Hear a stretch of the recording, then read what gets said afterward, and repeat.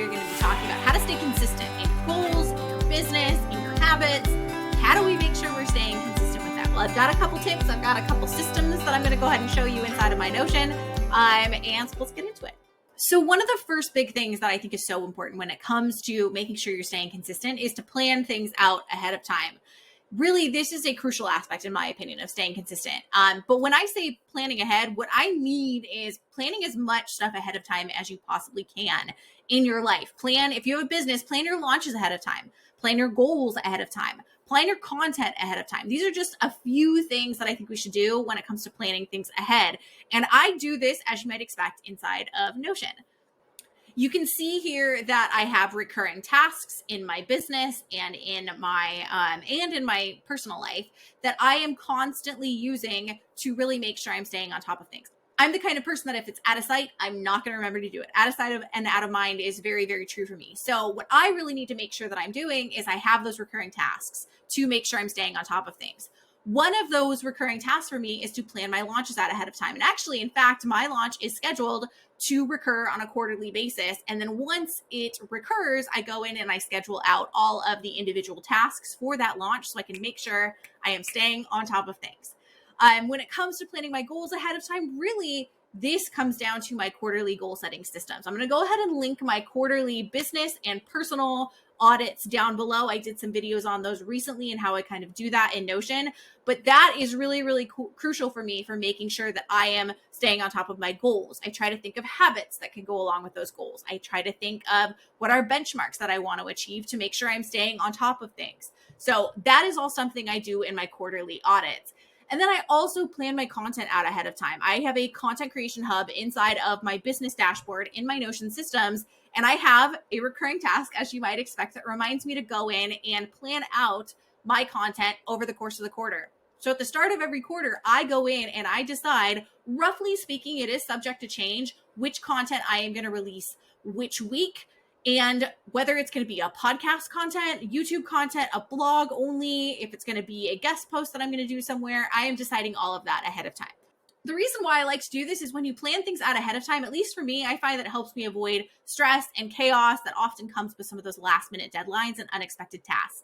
Of course, taking some time at the beginning of each week to plan out your schedule and tasks is very, very helpful. It can be a great start. This can include setting aside specific tasks, scheduling meetings, blocking out time for breaks and self-care. However, what I do is I take it a step further. Most of my decisions are made quarterly. Like I already mentioned, planning out launches, my social media content. I start each quarter knowing when I'm going to do what and really scheduling that into my week. So in a nutshell, planning ahead is one of the first big things that I do. The next big thing that I do is I only commit to what's sustainable. That's really tip number 2 for me. Only commit to what's sustainable. I was actually going to have tip number 2 in this video be something all about having master to-do lists and master calendars. But honestly, I don't feel like that helps you stay consistent so much as it helps you keep yourself from overcommitting. So I do think that's an important part when it comes to overcommitting.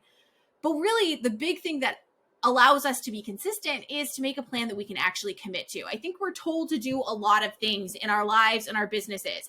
We sometimes add in habits purely because we think we should. We sometimes do things in our business because we're told that we should. You know, how often you should post on social media, how often you should launch in your business. But you know what? Frankly, and this is my opinion, who gives a crap on what we should do? Am I right? Should is playing by somebody else's rules, building your business and building your lifestyle based on somebody else's timeline, following somebody else's schedule. I really don't give a crap about should. I don't give a crap about what some marketing guru online tells you about what you should be doing because they're not living your life, frankly.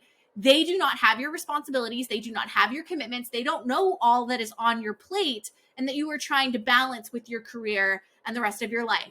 Besides, all of the things that they are telling you should do, that's often created by somebody who has no kids, no husband, no desire to live a life outside of their business. You know, I really feel like we have to take so much of what like marketing gurus and experts tell us because those people that we're hearing from, they probably have massive teams.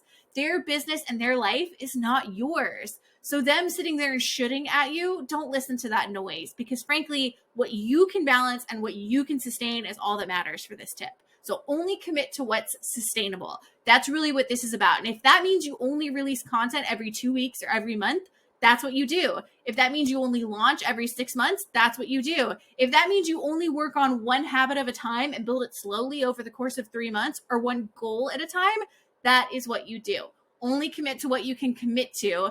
And if you find that you have extra time and want to add a little bit more on your plate, yeah, you can do that. But I often find that it's about starting smaller and really locking those things into our lifestyle and into our business before we start building up. Because usually if you do it the other way around, it just creates overwhelm and chaos, and it's not fun.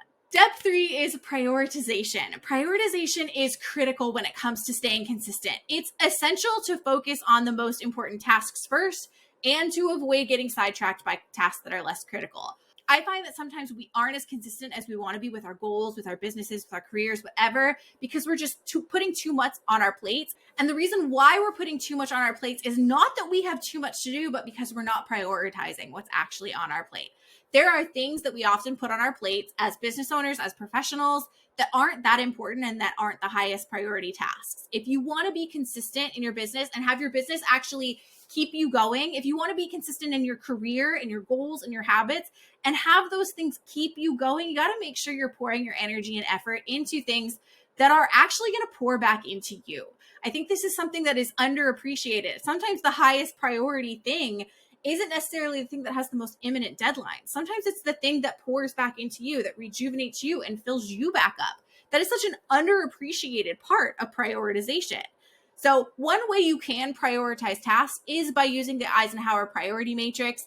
This helps you prioritize tasks based on urgency and importance, but the drawback of the Eisenhower priority matrix is that it's manual. You have to input your tasks by hand. So as much as I like that strategy, I need it to happen automatically. I need it to be something that's a little bit more systematized and a little bit more automatic, right? So I built prioritization into my Notion systems. All I have to do is decide on the priority, and then it auto sorts my tasks based on their due date and based on their priority. If you are interested in me recording a video about the prioritization system I use, it's honestly something that I've kind of jigged together from multiple different productivity systems and whatnot. And I'm finding it's working very, very well for me. But really the gist of this is sustain yourself by making sure you're pouring energy and effort into the right things. That's really what step 3 is all about when it comes to prioritization. Step 4 is related to prioritization, and it's actually something I have inside of my prioritization systems in Notion: quick tasks. It is really, really helpful, in my opinion, to have a list of quick tasks that you can complete when you have a few spare minutes. These tasks can help you stay on track, avoid wasting time, but more so than anything, this is what I think is the most important part of having quick tasks in your systems. They keep you moving the needle and getting things done, and they give you momentum when you otherwise might not have a lot of momentum.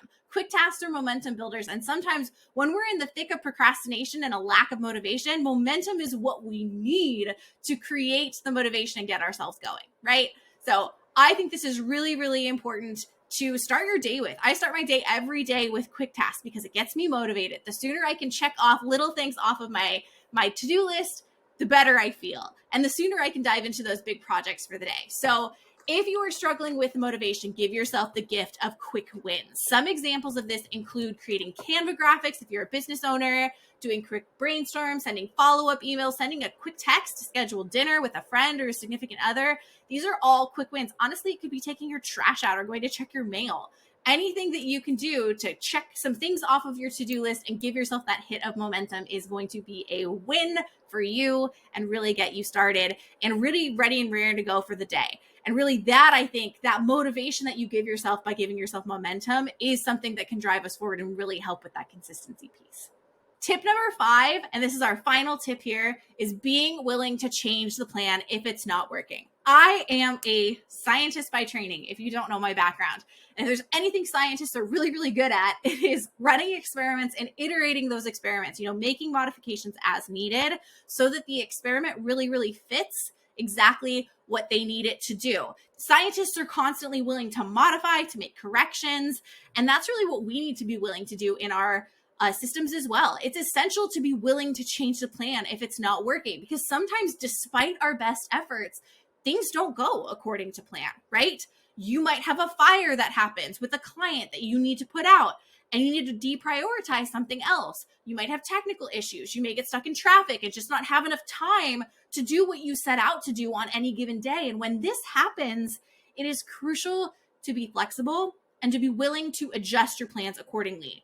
This might mean shifting deadlines. This might mean reorganizing tasks. This might mean delegating to others.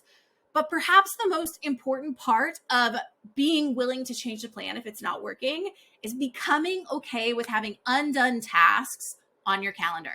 When a plan changes, you are going to have things you can't get to. You are going to have tasks that you can't make the time for because life happened, and we have to learn to be okay with that. If the undone task and the change in plan really derails you and makes you think less of yourself as a business owner, as a professional, as a high achieving human that I know you are, that's going to be a problem. So you got to become okay with it. You got to accept it. You've got to train up to it. Start with a couple undone tasks and then work your way up to having maybe a bunch of undone tasks. It's a part of the process. You figuring out what needs to get done, what you can leave undone, and adjusting to life happening. One thing I do want to actually add before we recap and wrap up is one of the ways in which I really adapt and point out the things that I need to make changes to are my systems for review. As you might have seen before, I do weekly reviews, monthly reviews, quarterly reviews. I am checking in with myself a lot. And that is a huge part of my process because what it does is it keeps me on track and it keeps me informed and aware of the things that I need to adapt and adjust in my systems to really meet me where I'm at and to really make sure that my systems are working for me, that my goals are working for me. This may very well mean that I am changing goal deadlines and changing timelines for when I want to achieve things. That is okay. But that is one of the big ways in which I personally make adaptations to the plan when things aren't working. So that is my 5 tips for you today for how to stay consistent with your business, your goals, and your habits. This is going to be a challenge potentially for you, but it's essential to build success in your career and in your life. So with that, thank you so much for being here. Thank you so much for watching, and I will talk to you next time.